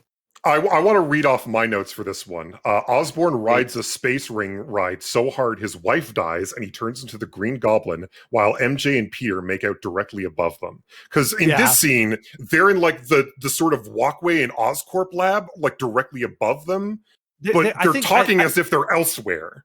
I think it's like what they're trying to do is like a split like a split frame shot, essentially. Like I think they're supposed to be on a fire escape, like in MJ's apartment, because they're having a conversation about like, Peter, you live in the completely other side of the city. How do you get here so fast? And whatever fucking asinine dialogue they're having, and then they talk about when there's the accident. You smell like Spider-Man. What the fuck? When they have the accident over at Oscorp, like the character Peter and MJ react as if they're seeing it from far away. So I think that's what they're trying to do, but because it's a stage play and it's kind of hard to do a shot like that, like it's hard to do intercutting in a stage play. They just have Peter and MJ sitting on the fire escape that's suspended above the lab, so it looks like they're in their fucking like right above the lab. But it doesn't work because, like in previous scenes, we see it doesn't people work. From fucking what Venom Inc. What's it called? Viper Inc. Viper like Inc. Dancing on that very same walkway, and then also like the high school students. So like it's not the exact same walkway. It's a little fire escape that Peter and MJ are sitting on, but there's another walkway that the Viper people are on that looks almost identical, but is longer. It's insanity. It's madness. It's bad. Fun fact: none of this matters. No, none of it. No, we just wasted like 3 minutes of your life trying to dissect what the fuck is going on in a single scene of this show. More of this. It doesn't matter. It doesn't matter because Osborn is now full wacky mode and he makes a shake weight joke as Green Goblin. He makes a shake weight joke. We get the dead wife. He's gone green, and it's time for the second act. Yeah, we are more or less halfway done here. Green Goblin is here, and the Green Goblin who looks like a green Michael Bay Transformer. He just transforms into his own glider. He looks like a He-Man toy. He looks like a human He-Man toy. He looks like if the Grinch fused with like a cutlery set. Yeah. Oh my God, we're not even close. Oh, the Sinister Six. Speaking of cutlery sets. Oh my God, my favorite character with his song, "A Freak Like Me Needs Company." The Goblin expounds on his plan to come up with a genetically altered squad of humans like himself, who frequently sings with a hallucination of his dead wife. No, I'm going to correct you. It's not a hallucination. He has two robot versions of his dead wife. Oh my God, is one of them does the Cabbage Patch? They are robots. Oh my God. I don't remember that. I thought it was I thought it was a hallucination as well. That's even better that they're robots. No, they're two robots. One of them does the Cabbage Patch. Fucking incredible. Okay. Well, yeah, I mean, you would hope I would only marry somebody who can do that, so. And then also as he's singing, Peter's high school classmates show up and start dancing too. Yeah, like he has like a gaggle of like evil, like he's like having a flashback to like when Peter got bitten by the spider. So he's like, but in his memory, it's like he has evil memories now. So like all the evil kids from the evil school show up. Yeah. With all that said, the Goblin reveals his plan to take 6 of his former employees. Six scientists, including Dr. Cletus Cassidy. Yeah, to make Carnage, Electro, Craven the Hunter, Lizard, Swarm, who is made of bees, and Swiss Miss, who is Swiss fucking Miss, baby, a pocket knife lady. Yes. So it explained. It's like a very quiet line. It's hard to hear, like in the big scene where the Sinister Six like are attacking people. He makes Carnage by combining this guy with just blood. Like he's just made a blood man. That's what Carnage. Yeah. He's not a symbiote. He's a man made of blood. We have Electro, whose power cannot be contained. Whose power cannot be contained. We have Kraven, who is just a man, and it's like Crusher, but instead of being a giant inflatable guy, it's like a guy wearing a paper mache head of Kraven the Hunter, and his chest can open up to be like a lion mouth. And all of these people just have like names like Carnage, Electro, Lizard. This guy's Kraven the Hunter, which we know is his name for like lore reasons, but like, why is his name Kraven the Hunter? Don't ask questions. Just call him Hunter. His DNA was genetically spliced together with like some rich billionaire games hunter, I guess. Russian man. Yeah. There's the Lizard, who I think is the funniest looking guy other than Swiss Miss. For sure. He looks like a Mr. Potato. We have Dr. Connors, who looks like a Mr. Potato Head. Again, this is not none of the Sinister Six. You don't see their real human faces like the Green Goblin, because the Green Goblin has like Patrick Page's real face, but it's like covered in makeup. There's like prosthetics on him and stuff. But for the other Sinister Six, they're all full body costumes. Like you can't see the actor's face. But for the Lizard, they do have a face. It looks like a Mr. Potato Head. And then a giant inflatable lizard head comes out and starts attacking people. It's one of those. It's the Toronto Raptors mascot, but coming out of a guy's chest. So he's been genetically altered to be a normal guy who can also turn into a lizard sometimes. If you've ever seen that like kind of famous viral video of like a mascot at a football game that like walks over to a cheerleader and then eats her, that is what the lizard. They saw that and they're like, we need to make that into the lizard. Which I think happens, but it was so hard to see because like a guy's head was in the way with the camcorder recording. Yeah, that I think it does happen later on, but we just catch like a little glimpse of it. And obviously Swarm, who in the comics is a Nazi man made of bees, looks like Swarm. I think that's the best out of all of them. That's the one who looks like Swarm. I think Carnage also looks like Carnage. But, you know, they made him a blood man. And then, of course, we have a character that only exists in this show, our new Wild Whip. It's Swiss Miss, who only exists in this show, has no backstory, basically just Swiss Army knife woman. That's it. That's the beginning and end of the idea. We need to make a Sinister Six out of these characters that only exist in like one thing that nobody else remembers. Like Big Wheel, Wild Whip. People know Big Wheel. Nobody knows Wild Whip. We need to get Wild Whip and Swiss Miss, and we need to start grabbing other villains that only show up in like one issue. Yeah, this is like Ben Reilly's Sinister Six. They're not. No, not Ben Reilly. We need somebody even lower on the totem pole, like somebody like Kane, like somebody like that shitty. We need somebody like lower on the totem pole. Spider-Side, remember him? Me neither. Oh my god. Yeah, these are Toxin Sinister Six. Remember Toxin? That night, after the creation of the Sinister Six, MJ tells Peter that her love for him has grown, and he admits that the feeling is mutual when they sing like the song, his penis. If the World Should End. Yes. MJ implores Peter to take one night off from taking photos of Spider-Man, which he eventually caves to, not seeing too much harm in the idea of having a Peter night.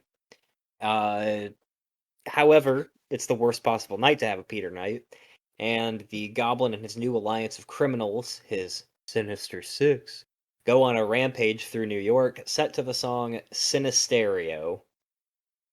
Okay. The song. Now, for this segment, I've written down a list of crimes that the Sinister Six has committed. I'd like to read them off for everyone. By all means. Carnage spray paints the word carnage onto a building. Okay. No, Cletus, calm down. The Swarm does a pop and lock and then disappears. Dr. Connors runs into view and then sort of rubs his forehead for a bit. Electro shoots some lightning. Kraven just sort of stands there. Carnage throws paint everywhere. Swiss Miss also just sort of stands there. Oh, you're talking about the videos. Oh my god, the videos. Yes, the videos that appear on the giant TV screen. Yes, they have in the background of this scene, of this Sinisterio scene, they have like a video screen, and they have like essentially what are like Overwatch play of the game animations for the Sinister Six, and they are all the funniest and like most terrible looking things you've ever seen. Like and their that's what B is talking about. intros. Yeah, It's like the video they play when they walk out. Yeah, it looks fucking like that's their opener of their YouTube videos. That's their YouTube intro that they made. That's their epic.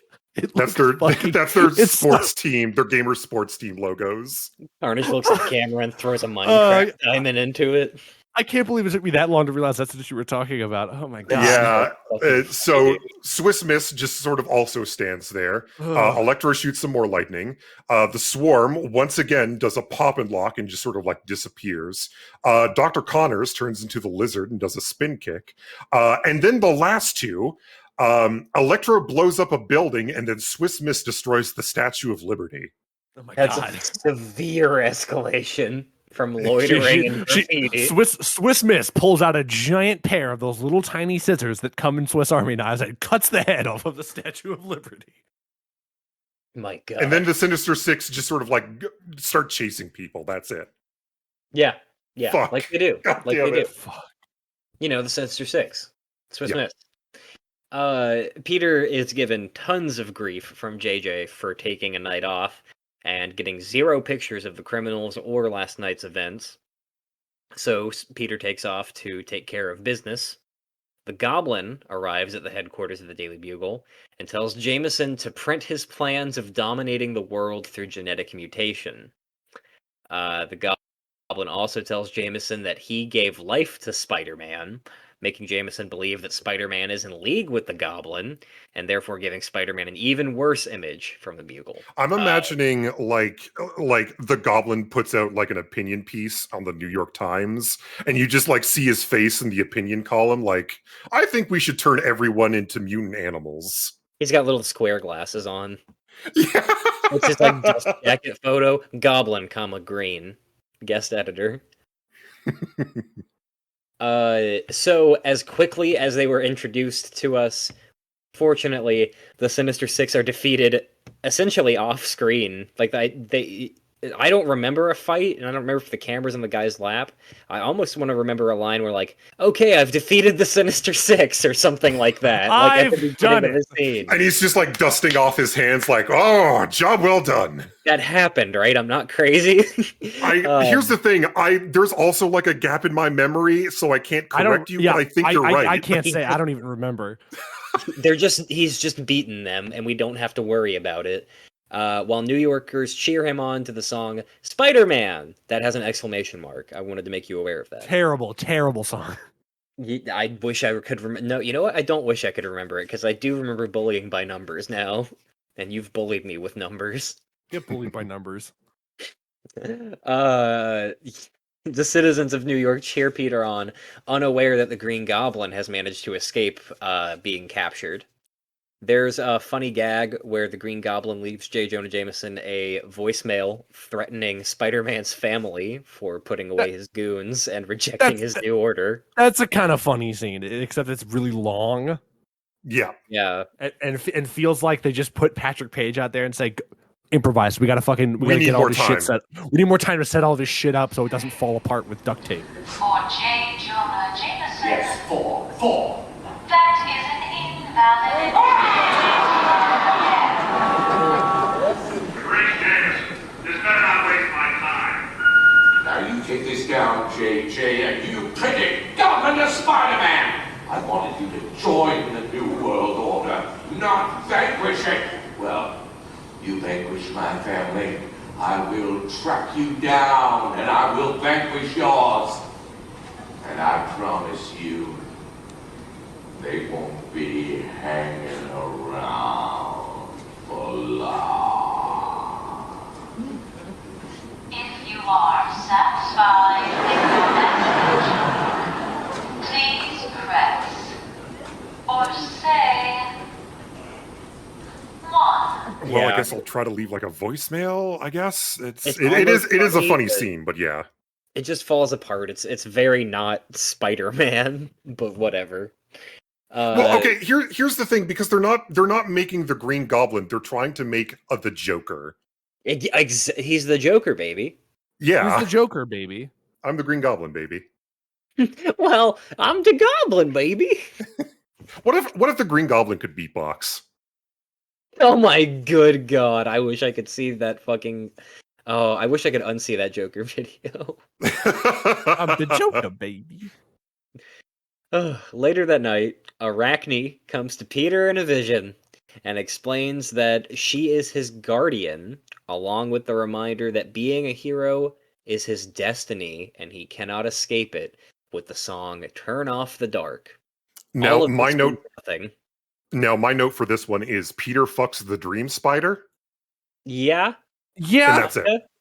I do think that the scene, like right before, where it's Spider-Man falling from the sky, I think that's a really cool little scene. But this song is bad, as all the other songs are. Why is it called Turn Off the Dark? Why is Arachne singing it? And again, we get more terrible. It was your destiny to be Spider-Man or whatever. You're my chosen champion, Peter. And it's like, only your blood could have been spider blood because of Richard Parker. I use the blood. I use my own blood of my son, Peter. You're my greatest invention. You have to be a Spider-Man one day. You have to go be a Spider-Man, Peter. I'm gonna bludgeon my own head in with a crowbar. I'm going to shoot myself with a gun. I had a friend in high school, and we were on a camping trip once, and he was, I think he was very drunk. He was something, I don't remember. And he was like getting like fake deep and philosophical, and he was like, what is darkness? And we were like, it's the absence of light. And he goes, no. What is darkness? It's the fucking absence of light. I think about that all the time. But the real question is, can you turn it off? Yeah. What is darkness and how can you turn it off? Well, okay. Is this the scene where like it's a dream sequence and MJ is like hanging from a building and then Peter tries to save her? I forget. I don't remember where that. It's around here somewhere. She is. And then there's the giant at this point. And then there's the giant like cutout of the Green Goblin with a knife that appears like off stage. That's at some point soon if it isn't here. Okay. But I don't know. My brain is like turned to jelly at this point. Like I mentioned earlier, none of this matters. Okay, true. Yes. Okay. Peter has not been able to reach MJ as her play has begun, and he's awakened in bed, already late. So, maligned by the media and suffering financial woes, Peter wants to spend more time with MJ after missing the entire opening night of her play, and begins considering if taking time off of fighting crime is going to be the best thing for him. We now enter the section of the musical where I keep screaming at my computer that Peter should tell MJ that he's Spider-Man, but he just doesn't because he's an idiot. Yeah. Good old Raimi writing. We're right back to Raimi 2, baby. Woo! Did you miss it? Did you miss all the shitty parts of Spider-Man 2? Well, they're back. There was a point when we were watching Spider-Man 2 the other day, and I had to turn to everybody and say, hey, take a shot every time I say this movie's great. Take another shot every time I say this movie sucks. And they actually kept track of it for a while. Oh, Christ. Well, thankfully, there is no astronaut man that MJ tries to get with entirely out of spite. Yeah, emotionally manipulate this poor innocent man who. Thankfully, that does not happen in this show. Buddy, they won't even let me fuck the astronauts. They won't even let me fuck the astronaut. Upset over Peter's constant excuses and not wanting to lose the best friend she ever had, MJ suggests that they take a break from their relationship with the song "I Just Can't Walk Away, Say It Now." Hurt, Peter decides not to resume his heroic acts as Spider-Man and gives the costume to J. Jonah Jameson. He just storms into his fucking office, arm outstretched with costume, telling him, "Spider-Man, quit!" And then J. Jonah Jameson becomes Spider-Man. He takes on the mantle and saves the city of New York. Anyone can wear the mask. Exactly.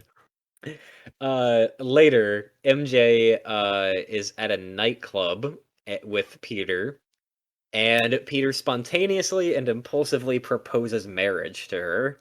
What? No, Okay. hold on. I think you're missing. I think you're missing a very important part. What song is playing in the nightclub? Oh no! I don't know. What I song was genuinely it? don't know what song it is. Was it Vertigo? It was the popular hit song "Vertigo" by the band U2. By Oh no! Yeah, Oh. I guess I wanted to forget that. You will not forget. I will remind you. I straight up, I remembered the song, but I didn't know who it was by. I should have realized that it was Bono sucking his own dick. It was Boner sucking his own dick. I should have fucking realized that. Oh the only my reason God. why he made this musical was so God, I that hate- Spider-Man could jam out to his songs. I hate so many people involved in this program. I hate so many of these people. So yeah, Peter loves you too, and he loves the song so much he decides to propose to MJ. But while there, the Green Goblin intercepts the city's TV signals and sends a message to Spider-Man threatening his loved ones. Peter very quickly absconds to his apartment with Mary Jane and breaks off their relationship for good like a crazy person so that his enemies won't target her. After telling MJ that he will always love her, Peter takes a walk and realizes that he needs to be a hero not only for MJ, but for the world through the song The Boy Falls from the Sky. Oh boy. I'm sorry, MJ, I can't fuck. I'm Spider-Man. I know I said let's get married, but I need to go for a while. Give me a minute. There's this goblin thing I gotta take care of. Oh, you know how it is with goblins. No, I don't. Spider-Man then recovers his costume from the Daily Bugle and goes after the Green Goblin. You know, like Spider-Man 2. Like Spider-Man 2, except way shittier than it. That was like the best part of Spider-Man 2. This is like fucking awful.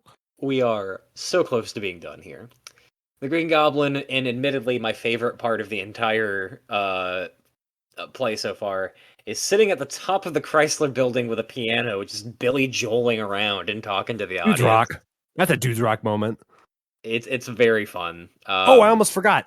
Right before this scene, Peter, like he's like when he's singing his song about how he's going to be Spider-Man again, he's wearing like a jacket that looks like the Spider-Man suit. That's kind of a tight jacket. I would wear that. Yeah. It's not as cool as the Drive jacket. No, it's cooler than the Drive jacket. Spider-Man shows up at the Chrysler Building after the Goblin has humorously boasted to the audience about his plan to destroy New York with "I'll take Manhattan," little ditty.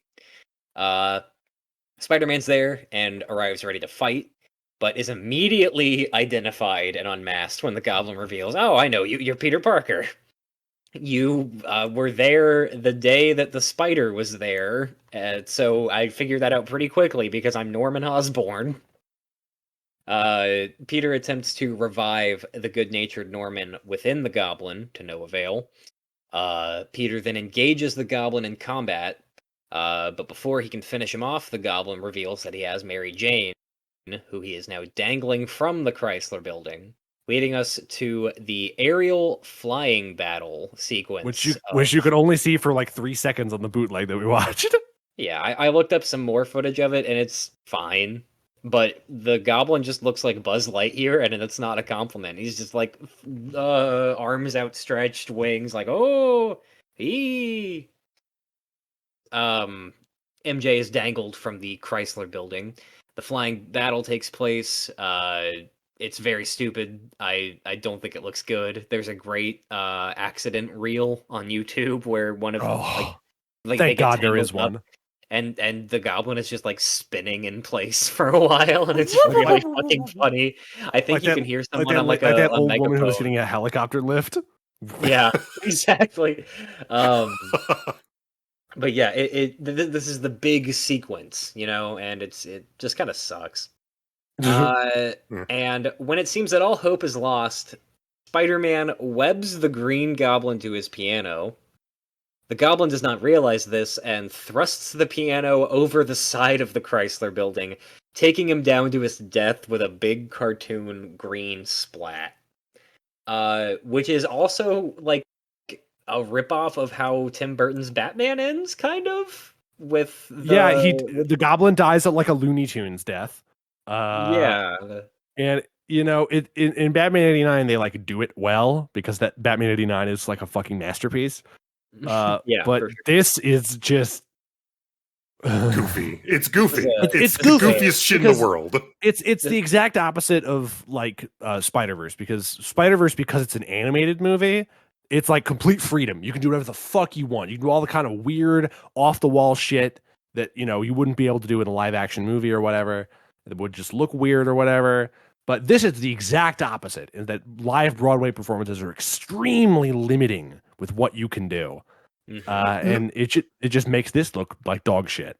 Not even just like on a technical scale, but on like when you're writing a musical, when you are writing a play, you have to adhere to a 2-act structure. You can't go with the cinematic 3-act structure storytelling. And it's a Spider-Man musical just does not work in any capacity. Just on principle. Yeah. Have you considered there's no rules and you can do whatever you want if you have like $75 million? And if you want, I think there's even like a reference where the Green Goblin calls himself a $75 million circus act. There, I know what you're talking about. He says 65 million, and then like as an aside says more like 75 million, and it's like, oh my god, when did they put that in? I like to think that Patrick Page put that in by himself. It's like, yeah, fuck you guys. Hey, yeah. If you do that again, we're gonna replace you like tomorrow. With who? Not Alan Cumming. Oh god, we haven't done that yet. After Spider-Man saves Mary Jane, she tells him not to leave and reveals that she's guessed who he is. Peter removes his mask and they embrace.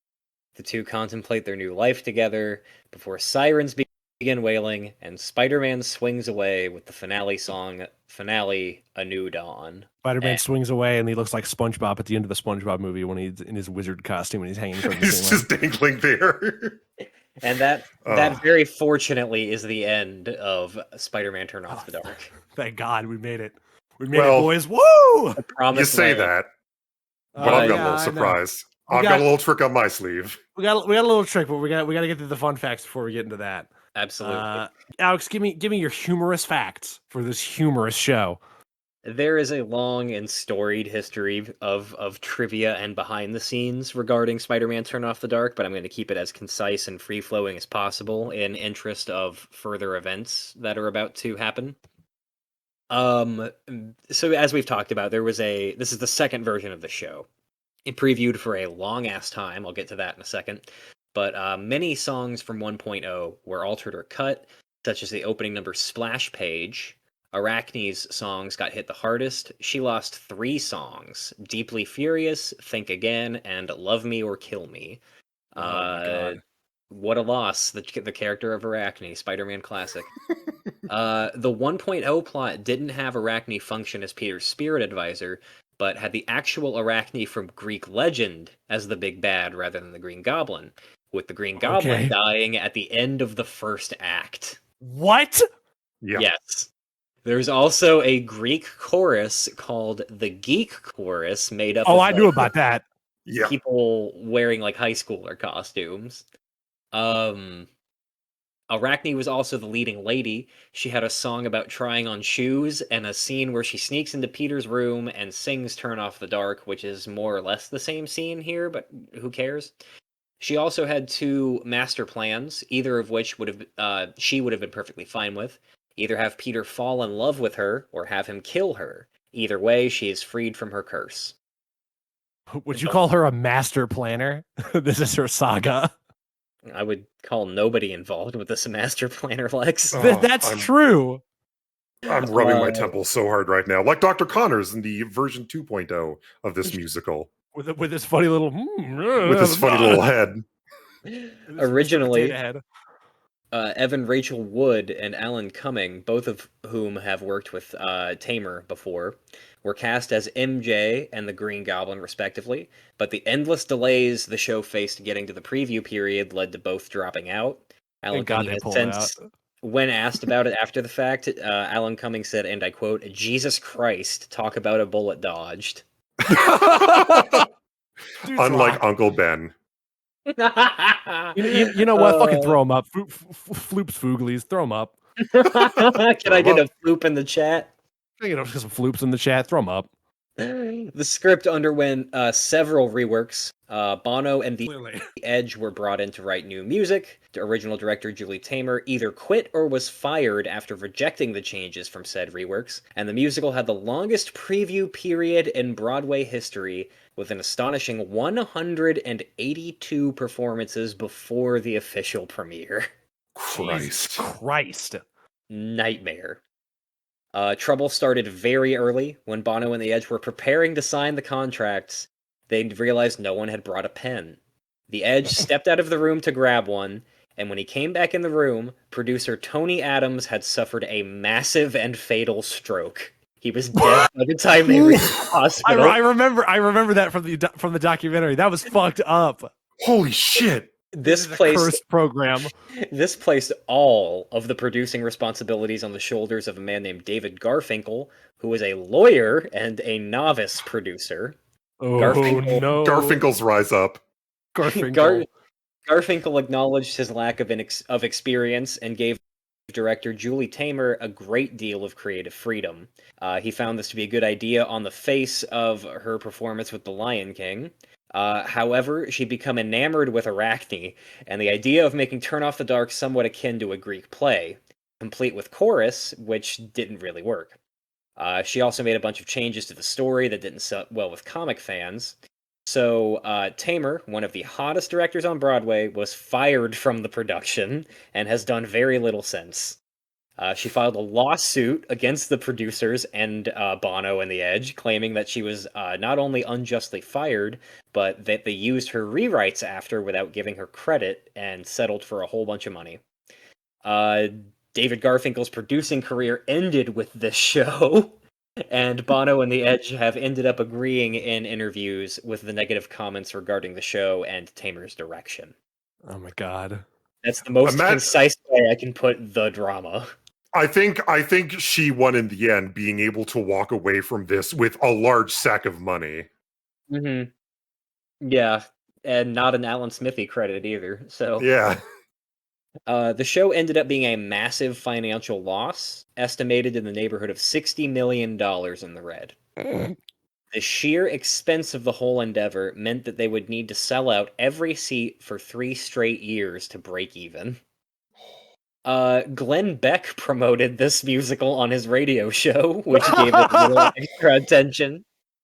Oh, that's the most 2010 thing I can think of. Glenn Beck. Ooh, God. Remember him? What is he even doing nowadays? I haven't thought about him. He's dead. He's dead. He's like in a grave. They brought him in to play JJ. Jesus Christ. And the last thing I have here is that videos and statements from before previews began promised that the musical was based on comics, not the movies, which was a big fat fucking lie, because the musical is Spider-Man and Spider-Man 2 with a couple extra bits. Luckily, thankfully, finally, that is everything I have to say about this musical. All right. So now that we got that out of the way, before we go into our overall thoughts and get this episode done with, I've been hyping this up ever since we started this season of the podcast. That B has a special surprise for us, and B has talked about it on his stream. But B, just fucking take it away. What do you got for us? So, I'd like to preface this by saying I am not a writer. I have no musical inclinations whatsoever. We did not ask him to do this. He did this of his own volition. He watched the show 4 times to do this because he's a fucking insane person. I have rewritten the entirety of Spider-Man Turn Off the Dark to the best of my ability, and I would now like to present to you the B-make of Spider-Man Turn Off the Dark. Give us your pitch. I'm lighting a big cigar and kicking my feet up. I do have the Google Doc open for those of you who would like to read along. But let's begin. Act 1. The Watcher enters the stage and addresses the audience, introducing himself as a celestial being who watches over but does not interfere in the unfolding stories of Earth. He explains that on this night, the audience will bear witness to one of many stories surrounding a young man from the city of New York. A man of great power who bears the responsibilities of protecting the city, but a story he will not share alone. The Watcher then walks off stage. The curtains open up to a midtown New York City apartment. The centermost apartment suite is lit up as William Baker, sporting some bruises on his face, walks into his apartment and finds his young daughter Susan up late, waiting for him to come home. William has good news, revealing to Susan that he has found work as a security guard for Oscorp after a recent opening. And he no longer has to come home beaten and bruised from underground fighting anymore. Susan asks if they'll be able to afford a mansion and a pony and other childish things, to which William, trying to be a good father, says, maybe someday. As the conversation continues and Susan's innocent asks grow more imaginative, the power goes out, and William bemoans that he couldn't afford to pay this month's electricity bill. Susan softly cries out that she is afraid of the dark. William sings to his daughter that if they, with the power out, can't turn on the light, then they will have to pretend that they can turn off the dark. You motherfucker. I made it work. I made it fit. It took one scene. It took one scene to make it work. So it means a thing. Okay, interesting twist. It means a thing in this musical. The sun starts to rise on the set, which then shifts to the street below, and a radio playing on a stack of newspapers bemoans that this summer is expected to be the hottest on record, with no relief in sight. And immediately, the sunrise beyond the city blocks is met with a bombastic overture of the Spider-Man theme, originally composed by Paul Webster and Bob Harris from the Spider-Man cartoon series. An armored van overtaken by a cavalcade of masked goons bursts onto the set, and down the city street as Spider-Man swings from the back of the theater onto the top of the van on the set. The masked goons begin to question one by one whether or not Spider-Man is actually capable of, to the tune of the theme, what he is actually capable of. Can he spin a web of any size? Does he really catch bad guys just like flies? Eventually, the goons are defeated one by one, and Spider-Man, using his web slinger, stops the armored van before it collides with an ambulance. The set fills with extras crowding the scene, but the center stage is taken by Peter Parker, who has quickly removed his spider suit out of sight of everyone else. Peter, for a brief moment, looks like he is about to start singing when he is nearly run down by the limo of one J. Jonah Jameson. Jameson leaps out onto the sunroof of his limo and begins to yell at Peter and chases him off. JJ then assumes the center of the stage and announces that the Daily Bugle has been following the lead of a freak dressed like some kind of Ant-Man for months now, and then starts to sing on top of the Oscorp van about how wonderful and profitable the freaks of New York are in a very Carnival Barker-styled song, Behold and Wonder. Singing about the man with robotic octopus arms who stole Stark Tech last week, the weird old man dressed like a vulture who robbed a bank the week before, and then a guy with a fishbowl for a head doing some weird wild magic. And how these freaks are still on the loose, unaccosted. Throughout the song, the citizens of New York correct JJ and inform him that those freaks, time and time again, were stopped by a strange web-slinging hero, which JJ dismisses. Before leaving the set in his limo, he asks a bodega hand who the kid was and where he could be found as he grips the dropped photos of Spider-Man that Peter left behind.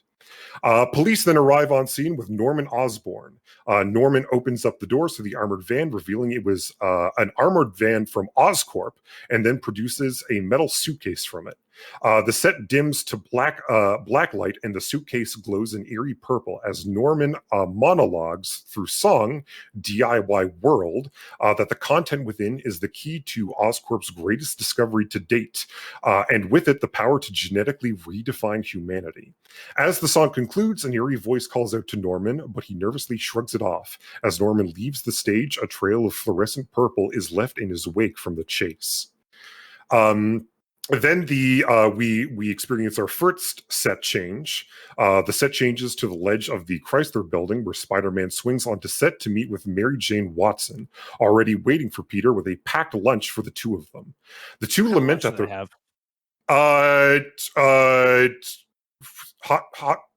hot burgers. Carry on. Okay. With a sack of hot burgers, a sack of 10. Sack of hot burgers. Already waiting for Peter. I love my hot burgers. I love my hot burgers. Already with a packed lunch for the two of them. The two lament at their current lives. Mary Jane, tired of her dismissive and inconsiderate acting agent, and Peter, now unmasked, saying it's hard to find a job that's flexible enough for him to continue his work as Spider-Man. Peter, trying to be a supportive friend, encourages Mary Jane to stand up for herself like she did with Peter when they were in high school. The conversation is continued through the song No More. Spider-Man's Spidey senses trigger, and with a quick goodbye, Peter remasks and leaps off the building to the streets below, where he finds a group of thugs smashing cars and attacking people in a wild frenzy. Unresponsive to Peter's calls for the thugs to stand down, Spider-Man notes how these are the same goons who stole the Oscorp van earlier that day. The goons try to attack Spider-Man, chanting in unison the song Venom, as they quickly turn into hideous human-animal hybrids. As Spider-Man finally dispatches the thugs, he wonders out loud what could create these half-human, half-animal hybrids, and wonders if these animal-human hybrids are something like him. Spider-Man, in a monologue song flashback bouncing off the walls, we find out how a young Peter Parker on a field trip to Oscorp was bitten by a radioactive spider that granted him the powers of a superhuman spider. Spider-Man's monologue is interrupted when his Spidey senses fire off and he is attacked by a lizard man. The set goes dark. I like that on the Google Doc you capitalized lizard, but not man, so it's just Lizardman. Lizard man. I don't have an editor. I apologize. No, I'm not making fun of that. I just find it really funny. He's attacked by a lizard man. By a lizard man. Set change 2. The scene changes to an Oscorp laboratory. Norman Osborn enters the scene in a stupor, panting and sweating. He stumbles to the ground unconscious, and the metal suitcase he holds slides across the stage. Enter Dr. Otto Octavius, aka Doc Ock. I for some reason I have aka Octopus, but he is not simply known as the Octopus. Who descends from the ceiling using his mechanical arms and plucks the metal briefcase from the ground. He whispers to the unconscious Norman Osborn, telling him to wake up as they have work to do. Norman Osborn begins to thrash around as his alter ego, the Green Goblin, begins to take over his body. The Green Goblin begins to sing a villainous rendition of Bouncing Off the Walls, explaining through song his Dr. Jekyll, Mr. Hyde scenario brought on by an Oscorp experiment gone wrong that he seeks to perfect through what he calls the serum. The serum will turn anyone who comes in contact with it into an obedient animal-human hybrid, and he plans to infect the whole of New York with the serum to create an army loyal to him. So he's trying to make furries, an army of furries. He's trying to make the largest fur fest known to man. Good God, he must be what a foul villain. He must be stopped.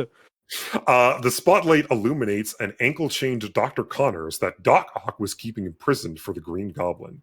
The Green Goblin grabs a glowing vial from the briefcase and opens the vial of the stable serum in front of Dr. Connors, who pleads with Norman that their work was supposed to help mankind. The Green Goblin retorts, telling him that his reward for working so hard on the serum is to have the privilege of being the first person to test it, giving the good doctor 3 doses. But Dr. Connors loses his mind as he is turned into a cold-blooded lizard man hybrid. Noticing the trail of hazardous serum dripping from the briefcase, Octavius scolds the Green Goblin for being careless, telling him that the briefcase could infect anyone who comes in contact with it, raising suspicions back to Oscorp. The Green Goblin lets loose the lizard into a giant drain grate, then commands the...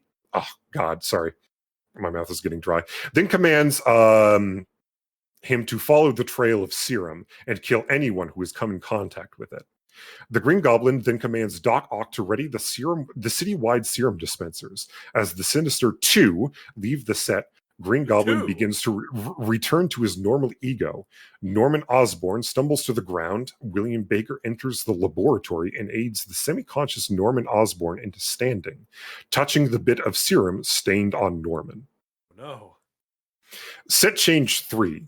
The scene returns to Spider-Man fighting off the lizard in a bombastic overture, with Spider-Man swinging across the stage, landing blow after blow against the creature.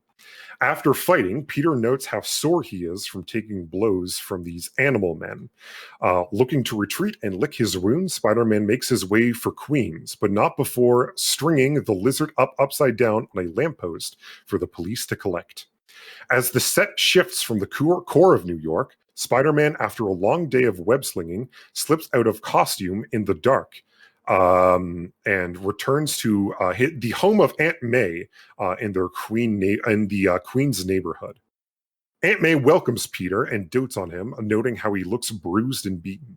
Peter tells Aunt May that he got a bit roughed up from some muggers who jumped him, but some guy in a red costume swung in on a rope and chased them off. Aunt May embraces Peter and dotes on him further, telling him that she doesn't want to end up losing the only family she has left. May excuses herself for trying to guilt trip Peter, but Peter tells May that he's fine. He wouldn't want to lose her either.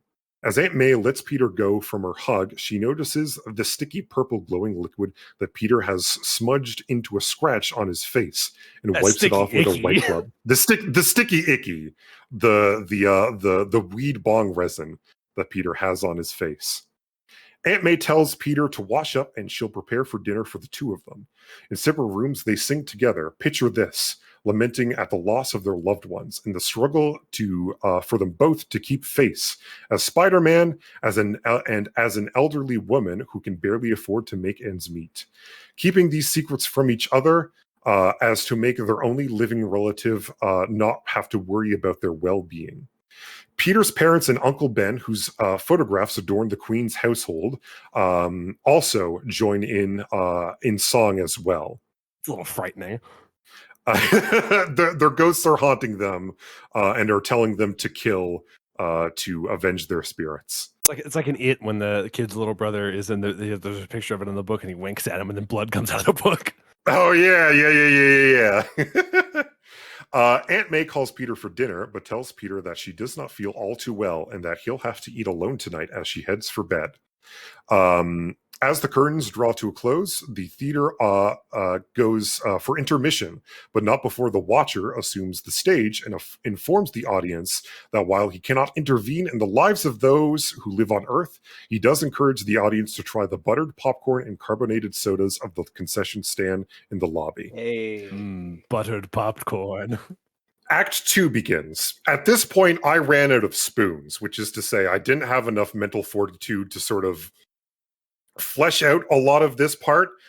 So I do have some like notes about how I'd like two of these scenes to go. But there's one scene that I really like that I would love to have in a Spider-Man musical. But we'll get to that in a bit. Act 2. Norman Osborn wakes up in the Oscorp building, talks to the Green Goblin in a mirror. The song "Freak by Me," "A Freak Like Me Needs Company," starts playing, and he's sort of like manipulated by his alter ego to infect William, the new Oscorp security that's there. William is affected by sort of like an unstable version of the Venom, and he turns into the Sandman. Man. And then the city below falls into chaos as the Green Goblin descends into the streets, and he sings New York Debut. Set change 1. The musical returns with Peter sitting atop his aunt's home in Queens. Looking out at the moonlit city skyline, Mary Jane, returning to her father's home next door after a long day, notices Peter and climbs up to the roof of the house to join him. Peter talks to MJ about how he has reservations about being Spider-Man. Peter is afraid that if he dies, Aunt May will be left alone in the world. And then MJ asks Peter if he would really be fine with giving up using his powers for good. Peter responds with the words of wisdom that his uncle once shared with him, that with great power comes great responsibility, and that he feels like he needs to be responsible for his own safety and for the well-being of Aunt May. Peter sings If the World Should End, expressing his feelings that even if the world were to go to ruin, he would want to be by the side of the people he loves. As MJ asks, and who do you love, Peter Parker, in a playful manner? A crash is heard inside the house of May Parker, and a weakened warbling a voice of May Parker sort of permeates the set. Peter flips into his aunt's home through an open window and finds Aunt May halfway through some sort of animalistic metamorphosis, crying out to Peter. May, in a confused and delirious state, slips into unconsciousness. Peter finds the washcloth May used on Peter and the fluorescent stain left by the serum on it. Peter realizes that by giving up the hunt for the scent of the strange events surrounding the animal hybrids, he has placed the only living person he has left in grave danger. Peter quickly dons the Spider-Man costume, takes the washcloth, and leaps from his aunt's home, pleading to MJ to keep an eye on Aunt May and to call him if anything changes with her. MJ is shocked to see Aunt May in her current state, but agrees. As Peter swings onto the back of a train heading towards Manhattan, he begins to swing and sing, I Just Can't Walk Away. Now we get to what this is the reason why I wanted to make this remake of the musical. Doc Ock readies one of the many machines that will dispense the serum across the city. Another villain, the Vulture, swoops onto the scene and perches over Doc Ock. The Vulture talks with Doc Ock, telling him that he has heard rumblings from the criminal scene that Oscorp has been up to something, that the city is witness to crazed people who have nearly superhuman strength, and that Dr. Otto Octavius has been rumored to be at the center of it. Doc Ock reveals to Vulture about Norman's serum-induced psychosis, and plans to drive the city into a chemical frenzy. How Doc Ock has been working with the insane Norman as a means to have access to Oscorp tech, and once the city falls, he'll use the chaos and confusion to break into the First National Bank and flee the city with his winnings. The Vulture tells Spanish gold doubloons that he wants. The large sack of gold doubloons. The Vulture tells Doc Ock that he wants in on the scheme and that it'll be easier to escape from Manhattan by air than by street. Doc Ock, pleased with the idea of working alongside an old friend, tosses the Vulture a syringe of the vaccine to the Oscorp serum. The Vulture and Doc Ock, lost in thought at the prospect of finally making it rich, begin to sing If I Were a Rich Man from the musical Fiddler on the Roof. Yes! Yes! That's why I wanted to make this musical. If I were a rich man. Thank fucking God somebody had the balls to do it. If I were a rich man. I did this for you, Lex, because I know how much you love that fucking clip. I fucking love that video of so much of Alfred Molina on the set of Spider-Man 2 singing If I Were a Rich Man. I love that video so much. And now he has a friend to sing alongside with him. Thank God. Thank God.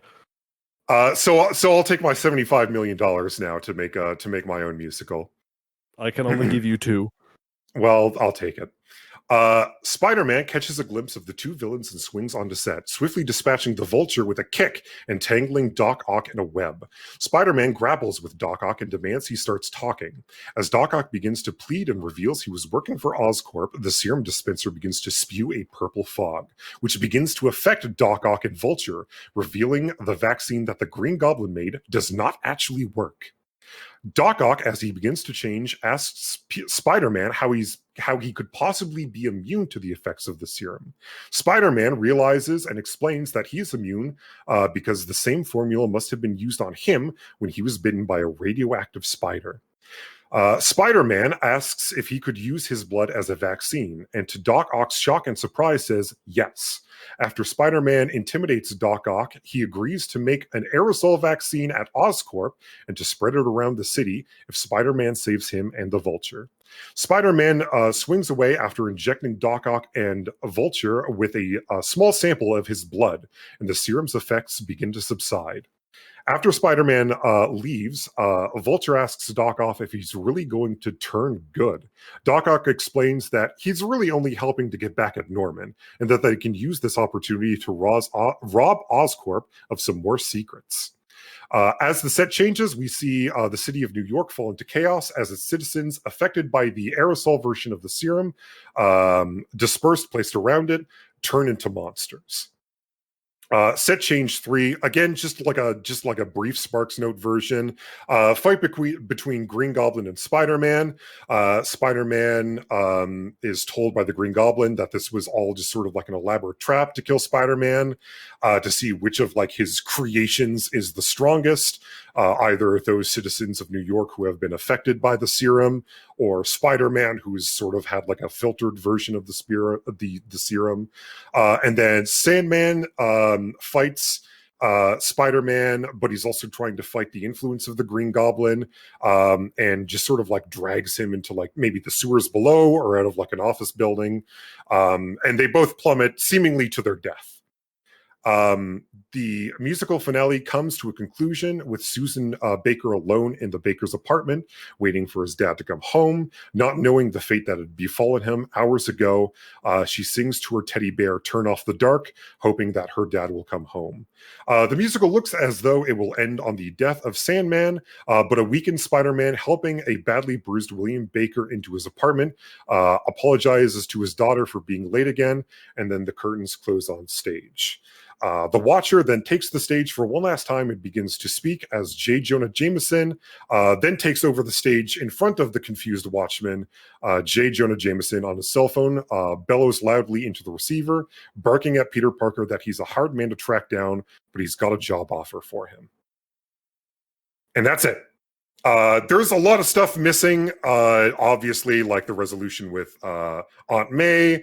I kind of wanted more stuff with like with MJ and Spider-Man in terms of romance. Maybe more of an emphasis on Spider-Man's origins, and maybe more emphasis behind like Green Goblin's actions and Norman's actions. But I just did this to have Doc Ock singing "Fiddler on the Roof." That's what I wanted out of this. By far the most ambitious thing we've had on the show. Just because of that, it's already a million times better. That was, again, we did not ask you to do that, but that was fun. Yeah. It was fun making it. Much B for that amazing thing. So Bono, if you're listening, I've got a proposition for you, you fucker. You've got options. All right, now that we've sort of gotten that out of the way, I guess we could sort of do our overall thoughts on the show in general. So, Alex, what do you think about Turn Off the Dark? Well, I think that it is a bad idea. I think that Spider-Man lends itself very well to things like a movie that you can put an effects team behind and like a dedicated actor and a director with a vision that doesn't suck. It lends itself well to animation. There's mediums that work. Hell, I think if you have the right creative team, you could do a Spider-Man radio drama. You know what I mean? You don't need to fucking see anything to have a Spider-Man story. The thing that it doesn't lend itself well to is the enclosed and specific controlled environment of a live performance that has to go not only well every time, but outside of the technical aspects, it has to be good enough to go as far as Broadway. Just having the money and having the ability to make it doesn't mean that it's going to be anything resembling quality. And I think this is like a living history book lesson about having more money than sense. I can't say I enjoyed it. It had fun moments, but in my humblest of Spider-Man internet opinions, I think this is probably the worst thing we've seen this entire season. And I say that having said out loud during watching this, my partner Nicola came home and saw me like, watching it and said I looked miserable, and I said, I wish I was watching the new animated series. I said that and I meant it. Well, the new animated series has such a weird audacity to it that it adds that sort of charm, but it made me appreciate it more in retrospect. Yeah. I agree with you in a lot of cases. I think that the thing that makes this different from something like the new animated series is that same sort of corporate soullessness that plagued the Amazing movies. It's like, obviously everyone who was involved in this, obviously not the actors, but like all the main creatives who were involved in this, like Bono and Julie Taymor, they were obviously fucking huffing their own farts, and they thought that they were super geniuses of the stage. You end up getting a piece of complete dog shit like this. It's ugly, it's poorly written, it's mechanically incompetent. Normally I try to find the charm in these sorts of bad things. Like, I even had the points where I liked Spider-Man 77, even though most of that is boring as fuck. But this just, there's not really a whole lot of redeeming qualities. I don't want to say it's the worst thing I've seen for the entire podcast. I think it still goes to Amazing too. I just hate that movie so much. I'm in the season, I suppose, when I say I just hate that movie so much. But this is very close. This is a very, very bad show. Don't watch it thinking that don't watch it for fun. This is not an endorsement of like, oh, it's so bad it's good. It's not. It's just dog shit, and don't watch it. It's not the worst musical I've ever seen, because that reward goes to the movie version of Into the Woods, which me and my family watched one Christmas day in complete silence, not able to pick up on the seething that we were all experiencing as we were watching it. There are parts of this musical that I actually really, really liked. Some of the set design, I despite the sort of jokerification of the Green Goblin, it was a lot of musicals are cheesy. They're cheesy, and it's a very purposeful cheese to it. And I appreciated a little of that coming from this interpretation of the Green Goblin. But it's not good. It's not good. Neither the first version nor the second version, but it's also not the absolute worst thing I've ever seen in my life. But I'm also a man who likes Turkish Star Wars, so take that with the largest grain of salt imaginable. Yeah, it's all right. Well, yeah, that's our show. Thank you so much for listening. If you've got a question or a comment that you want us to read on next week's episode, you can send it to us at our email address. That would be spideysignalspodcast@gmail.com. Or if you want to, you can shoot us a DM on Twitter @SpideySignals. Next week, we're in the fucking final countdown. Next week is the penultimate episode of the season. We're talking about 3 little tiny comic books that were made in the 60s by 2 guys named Stan and Steve. They're called the Master Planner Saga, Amazing Spider-Man 31, 32, and 33. It's going to be a lot of fun because those issues are really, really good. And they're a nice little palate cleanser from this before we get into to No Way Home. Yeah, so until then, stay responsible. Bye. Goodbye. Don't fall off the Chrysler building. Don't do it. Don't get webbed to pianos. In the spider.